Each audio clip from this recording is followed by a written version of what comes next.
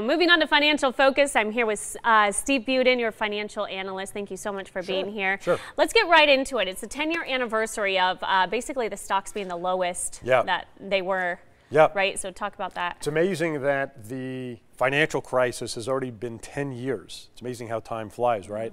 But it's a good lesson for the viewers, you know, notwithstanding what's going on with the markets recently, but 10 years ago this week, the stock market hit its generational bottom. And like I said, you see these numbers on the screen right now, not a good day, but it's just a good reminder that folks who jumped out 10 years ago or panicked missed out on an enormously big return. You know, the market went up over 300% over the last 10 years. So it's a good lesson. If you're in an IRA, if you're in your 401k, you should never be all in the stock market anyway. But it's a good lesson that time usually rewards those who are patient. You shouldn't panic when the markets go up and down, and I try to remind folks about that. Yeah, I remember that time vividly because I was trying to get into the job market. Right. And it was not a good time for that. So it wasn't a good time for anything, but like you said, they do jump back up. So.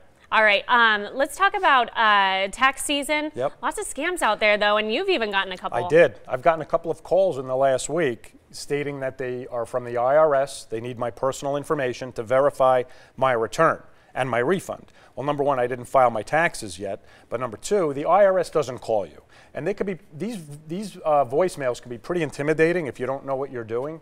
So do not respond to these because the IRS will contact you by mail, not phone. But like I said, the voices could be pretty severe, pretty intimidating, and they may frighten some people into giving some information, but do not fall for it.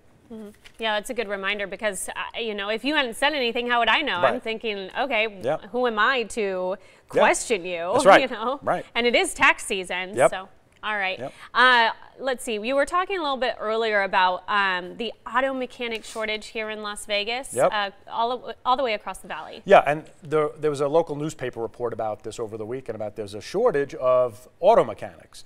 Now, I bring these stories up because there's a trend that's growing that not everybody has to go to college. You know, 10, 20 years ago, everybody said, oh, you have to go to college, get a degree, or you may not be employable. But now you're seeing that there's all kinds of trades that are short. I've mentioned this before. The home builders are having a lot of trouble finding plumbers and roofers and framers, and auto mechanics is another example of you may not have to go to college to make yourself a good living because with the shortage comes potentially an increase in wages, right? Supply and demand will take over, and you don't have to go to college to become an auto mechanic. But what's interesting now is the auto mechanics of today are a lot different than before.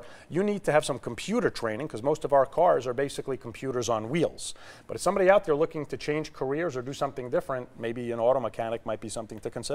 Yeah, you were saying a lot of these trade jobs, you know, have really changed just in the past 5-10 years.